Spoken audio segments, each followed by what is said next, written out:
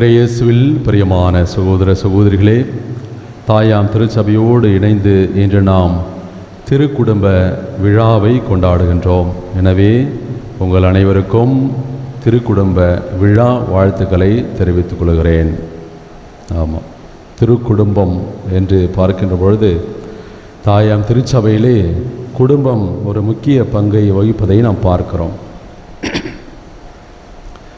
ஒரு பள்ளியில் ஆசிரியர் மாணவர்களை பார்த்து திருக்குடும்பம் வரைபடம் படத்தை வரைங்க அப்படின்னு சொல்கிறார்.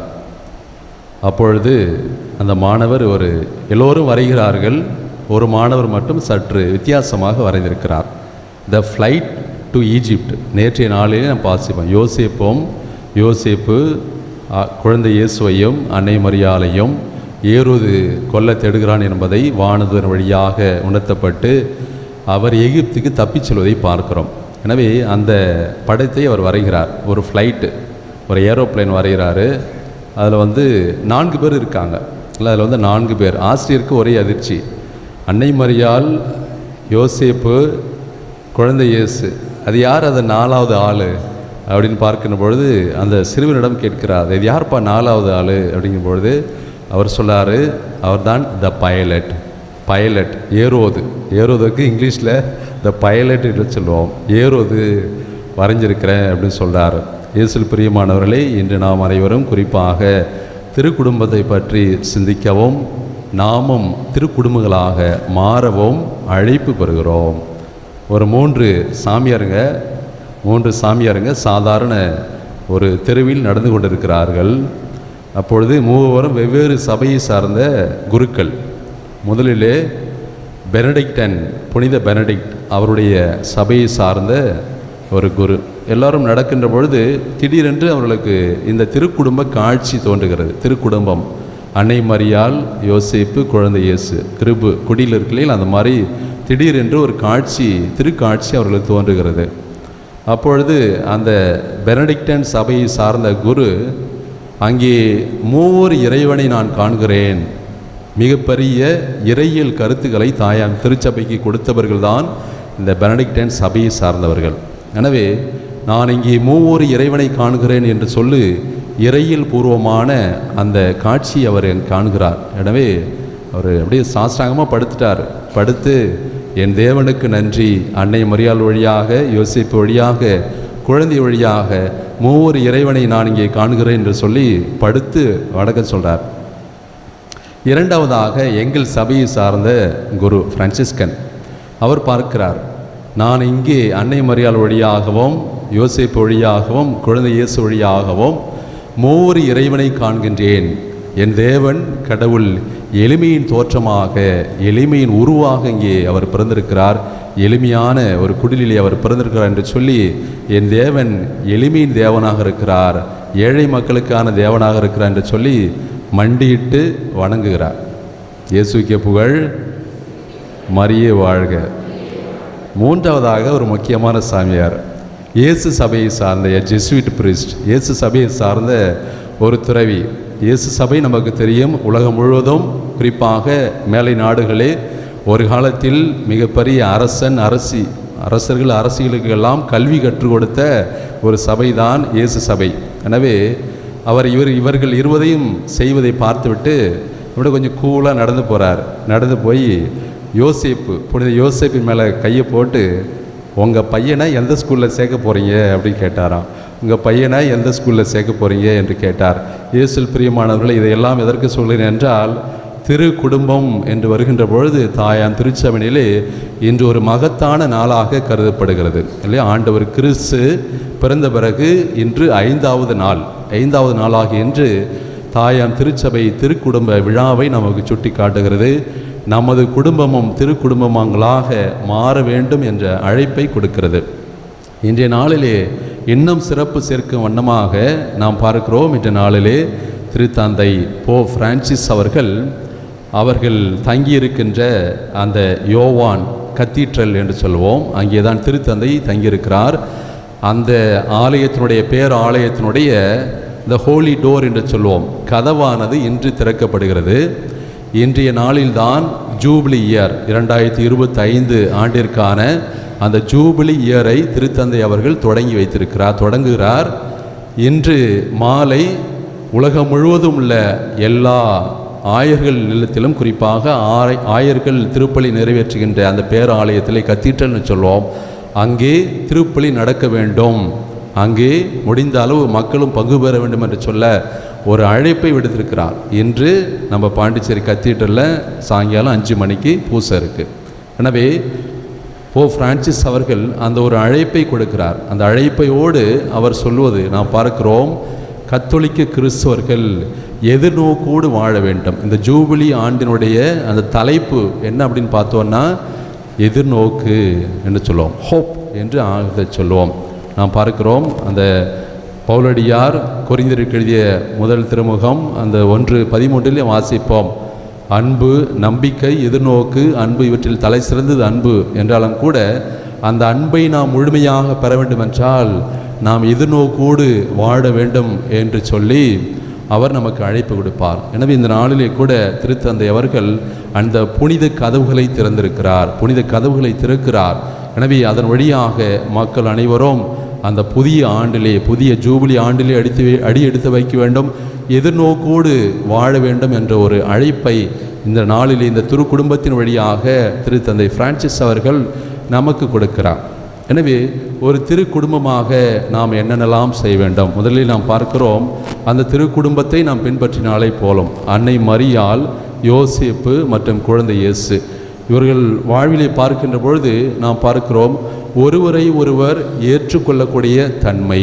முதலிலே திருக்குடும்பத்திலிருந்து நாம் கற்றுக்கொள்கின்ற நமது வாழ்வுக்கு ஏற்ற, நமது வாழ்வில் கடைபிடிக்கக்கூடிய செய்தியாக ஒருவரை ஒருவர் ஏற்றுக்கொள்ளக்கூடிய அந்த தன்மையினை திருக்குடும்பத்திலிருந்து நாம் கற்றுக்கொள்ள வேண்டும். நேற்றைய நாளிலே நற்செய்தி வாசலே பார்க்கிறோம், எவ்வாறு குழந்தை இயேசுவை நோக்கிய தனது கடமையிலும் பொறுப்பிலும் யோசிப்பு அவர்கள் நிலைத்திருந்தார் என்பதை பார்க்கிறோம்.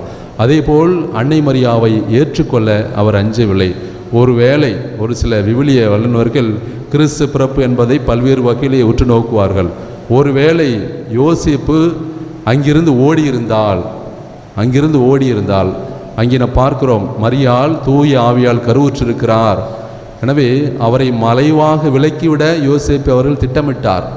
இருப்பினும் வானதூதனுடைய அந்த அறிவிப்பால் அவர் அன்னை மரியாளை ஏற்றுக்கொண்டார். ஒருவேளை யோசேப்பு அவர்கள் அங்கிருந்து ஓடியிருந்தால் இன்று கிறிஸ்மஸ் இருக்காது, கிறிஸ்து பிறப்பு இருந்திருக்காது. எனவே குழந்தை இயேசுவை நோக்கிய அந்த கடமையிலும் பொறுப்பிலும் ஒருவரை ஒருவர் புரிந்து கொள்வதிலும் அந்த திருக்குடும்பம் மிக சிறந்ததாக இருந்தது. எனவே இந்த நாளிலே நாமும் கூட அத்தகைய ஒரு பண்பினை குடும்பத்தில் நாம் பெற்றுக்கொள்ள வேண்டும். ஏற்கனவே நாம் ஒருவரை ஒரு புரிந்து கொள்கிறோம், குடும்பத்தில் வாழ்ந்து கொண்டு தான் இருக்கிறோம், இன்னும் அதிகமாக அதில் வளர வேண்டும். முன்னாள் திருத்தந்தை பெனடிக்ட் அவர்கள் அதை தான் சொல்வார்கள், ஒவ்வொரு குடும்பமும் கிறிஸ்துவர்களாக வாழ்ந்தாலும் கூட இன்னும் அதிகமாக அதில் வளர வேண்டும் என்பதே தாயாம் திருச்சபையினுடைய அறிவுரை அல்லது தாயாம் திருச்சனுடைய அழைப்பு என்று சொல்வார். எனவே திருக்குடும்பத்தின் வழியாக முதலிலே நாம் ஒருவரை புரிந்து கொண்டு வாழ வேண்டும் என்ற ஒரு அழைப்பை பெறுகிறோம். இரண்டாவதாக இன்றைய திருக்குடும்பத்தின் செய்தியாக நாம் பார்ப்பது, நமது குடும்பங்கள் பாவ சங்கீதத்தின் தொட்டி என்று சொல்வோம். Let our families be confessional என்று சொல்வோம். நாம் பாவ சங்கீதனம் செய்கின்ற பொழுது நாம் எதையும் மறைப்பது இல்லை. இயேசுக்கே புகழ், மரியே வாழ்க. அன்புமிக்க சகோதர சகோதரிகளே, இயேசுவின் பிள்ளைகளே, நாம் பாவ சங்கீதனம் செய்கின்ற பொழுது நாம் எதையும் மறைப்பதில்லை. இதை யார் சொல்கிறார் அப்படின்னா, ஒரு சுப்ரீம் கோர்ட் வக்கீல் சொல்கிறார். அவரிடம் வழக்குக்காக சென்ற ஒரு தம்பதியிடம் இதை சொல்கிறார், உங்கள் குடும்பங்கள் பாவ சங்கீத தொட்டிகளாக மாறட்டும். கோர்ட் ரூம் இல்லைங்களா, கோர்ட் ரூம் என்று சொல்லுவோம். கோர்ட்டுக்கு போனால் அங்கே நம்ம ஓய்வெடுப்பதற்கென்று ஒரு அறை உண்டு அல்லது கோர்ட் என்று சொல்லுவோம். எனவே உங்கள் குடும்பங்கள் இந்த நீதிமன்ற அறைகளாக மாறக்கூடாது, மாறாக நீங்கள் பாவ சங்கீதம் செய்கின்ற தொட்டிகளாக மாற வேண்டும் என்று சொல்கிறார் இயேசுவில் பிரியமானவர்களே. அப்படி என்றால் அது வாழ்வில் ஆழமான ஒரு அர்த்தத்தை கொள்கிறது. நாம் எவ்வாறு அந்த பாவ சங்கீதம் செய்கின்ற பொழுது நமது வாழ்வில் எதையும் மறைப்பதில்லையோ, அதுபோல கணவன் மனைவியிடமும் மனைவி கணவனிடமும் பிள்ளைகள் பெற்றோரிடமும் பெற்றோர்கள் பிள்ளைகளிடமும் உறவுகளிடமும் நாம் எதையும் மறைக்கக்கூடாது.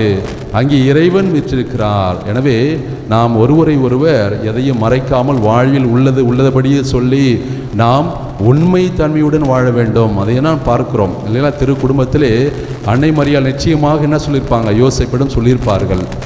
யோசேப்பும் நாம் இவ்வாறு கனவில் எச்சரிக்கப்பட்டேன் என்று சொல்லி நிச்சயமாக சொல்லியிருப்பார். எகிப்துக்கு ஓடி செல்லும் பொழுது அன்னை மரியாள் கேட்டிருப்பார், ஏன் இந்த அவசரம், எதற்காக நாம் செல்ல வேண்டும் என்று கேட்டிருப்பார். ஏரோது குழந்தைகளை 2 வயதுக்குட்பட்ட குழந்தைகளுக்கு கொல்லவிருக்கிறான் என்று சொல்லி நிச்சயமாக அவர்களுக்குள்ள அந்த ஒரு உண்மைத்தன்மை இருந்திருக்கும். எனவே குடும்பங்களில் உண்மைத்தன்மை, குறிப்பாக நமது குடும்பத்தை எதெல்லாம் பாதிக்கின்றதோ அந்த நிலையிலே அந்த உண்மைகளை நாம் சொல்ல வேண்டும். நமது குடும்பத்தை பாதிக்கின்ற எத்தகைய ஒரு செயலையும் நாம் செய்யக்கூடாது. எனவே இன்றைய நாளில் இந்த திருக்குடும்பத்திலிருந்து உண்மை தன்மையை நாம் கற்றுக்கொள்ள வேண்டும். இயேசுவில் பிரியமான சகோதர சகோதரிகளே, மூன்றாவதாக நாம் பார்க்கிறோம், குறிப்பாக ரிலிஜியஸ், எங்களை போன்ற துறவர சபையிலே நாங்கள் படிக்கின்ற காலத்திலும் சரி, இப்பொழுதும் ஒரு சில நேரங்களில் நாங்கள் செய்கின்றோம். என்னவென்றால், ஒவ்வொரு நாளும் முடிந்து இரவு ஜபம் இருக்கும். அந்த இரவு ஜபத்திற்கு முன்பாக let us examine our conscience என்று சொல்வார்கள். அதாவது நம்மளுடைய மனசாட்சியை நாம் உற்று பார்ப்பது. இந்த நாள் முழுவதும் நான் என்ன செய்தேன், இந்த நாள் முழுவதும் அல்லது எனது வாழ்வில் நான் கடவுளுக்கு உகந்த பிள்ளையாக இருந்தேனா, எனது குடும்பத்திற்கு உகந்ததை செய்தேனா, சமுதாயத்திற்கு உகந்ததை செய்தேனா, கடவுளுக்கு எதிரானதை நான் ஏதேனும் செய்தான் என்று சொல்லி நமது மனசாட்சியை ஆராய்ந்து பார்ப்பது. எனவே திருத்தந்தை இன்று நமக்கு கொடுக்கின்ற மூன்றாவது அழைப்பாக நாம் பார்க்கின்ற பொழுது, ஒவ்வொரு குடும்பமும் ஒவ்வொரு நாளும் தன்னுடைய மனசாட்சி ஆராய்ந்து பார்க்க வேண்டும். நான் எனது பிள்ளைகளுக்கு உகந்ததை செய்தேனா, எனது கணவருக்கு உகந்ததை செய்தேனா, எனது மனைவிக்கு உகந்ததை நான் செய்தேனா, இந்த சமுதாயத்திற்கு, இந்த பங்கிற்கு, கடவுளுக்கு உகந்ததை நான் செய்தேனா என்று சொல்லி நமது மனசாட்சி உற்று பார்க்க வேண்டும். நாம் அவ்வாறாக ஒவ்வொரு நாளும் செய்கின்ற பொழுது நாம் கடவுளுக்கு உகந்த மக்களாக மாறுகிறோம், திருக்குடும்பமாக மாறுகிறோம். இயேசுவில் பிரியமான சகோதர சகோதரிகளே, இவையெல்லாம் நடக்க வேண்டுமென்றால் 2வது வாசகத்திலே வருகின்றது போல நாம் ஒருவரை ஒருவர் அன்பு செய்ய வேண்டும். ஒருவரை அன்பு செய்கின்ற பொழுது நற்செய்தி வாசகத்திலே வருகின்ற பொழுது நாம் பார்க்கிறோம், குழந்தை இயேசு ஞானத்தில் வளர்ந்து கடவுளுக்கு உகந்த பிள்ளையாக இருந்தார் என்று பார்க்கிறோம்.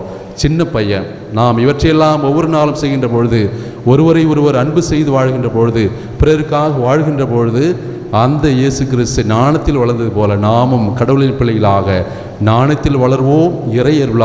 இறை அருளை நிறைவாக பெற்றுக்கொள்ள முடியும். எனவே நாமும் கூட ஆண்டவர் கிறிஸ்து வழியாக, குறிப்பாக பாலன் இயேசு வழியாக இறைவன் தொடர்ந்து நம்மை எல்லாம் ஆசீர்வதிக்கவும் நிறைய அருளை பெறவும் தொடர்ந்து திருப்பலியில் மன்றாடுவோம்.